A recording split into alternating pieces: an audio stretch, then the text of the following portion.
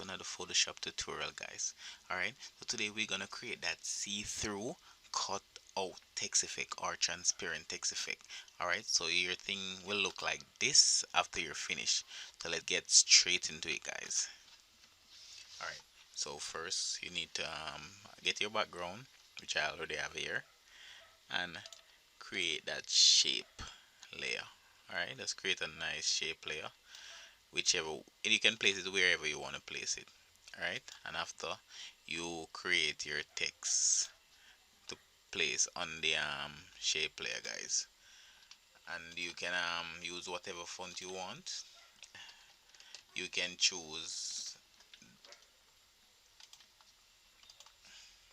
whatever you want. Alright, so let's go. I'm gonna type Jamaica. I'm gonna have to scale it down to fit in the shape.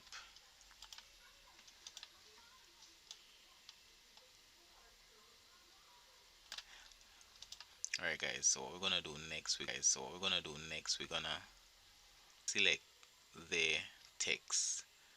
Alright, so to select this text, you're gonna hold down Control on the Windows or Command on the Mac, and just click on the text layer to make that selection. Alright, see that our text is selected.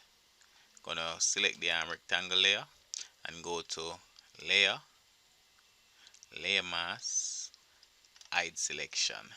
Alright, so now we can hide our text layer by clicking the eye right here to hide it, and voila, you got your transparent text in Adobe Photoshop CC. Alright, don't forget to like, subscribe, and share our channel, guys.